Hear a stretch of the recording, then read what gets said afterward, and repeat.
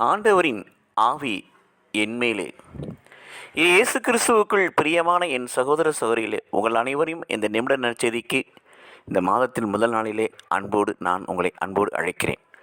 ஆண்டவரின் ஆவி என்மேலே.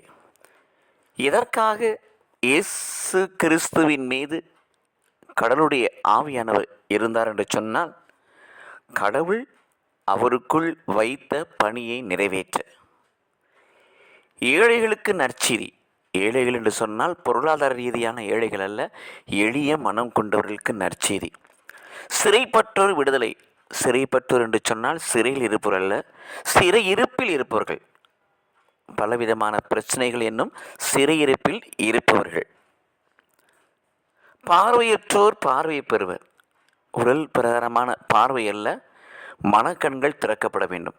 2 கொரிந்தியர் 4:4 இந்த உலகத்தின் அதிபதி விசுவாசமற்றுடைய கண்களை குருடாக்கி வைத்திருக்கிறான்.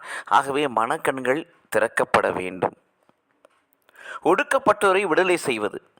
ஒடுக்கப்பட்டோர் என்று சொல்லுகின்ற பொழுது பிரியமானவர்களே, குறிப்பாக ஆதிக்கத்தினால், அதிகாரத்தினால், பதவியினால், பணபலத்தினால், சாதியினால் சில மக்களை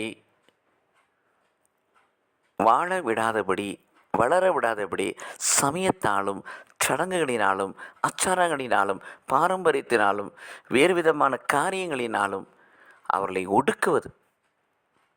கடவுளுக்குள் புதிய படைப்பாய் மாறாதபடி எல்லா நிலையிலும் ஒடுக்குவது. அப்படிப்பட்ட ஒடுக்கப்பட்டோருக்கு விடுதலை கொடுக்கவும், அருள் தரும் ஆண்டினை அறிவிக்கவும் ஆண்டவரின் ஆவி அவருக்குள்ளே இருந்தார். அருள் தரும் ஆண்டு என சொல்லுகின்ற பொழுது, மேல் சொன்ன காரியங்களை சொல்லுகின்ற பொழுதே அது அருள் தரும் ஆண்டாக இருக்கிறது. மேலும் இந்த அருள் தரும் ஆண்டு எங்கே நிறைவேறுகிறதுன்னு சொன்னால் 1000 ஆண்டு அரசாட்சியில் நிறைவேறுகிறது.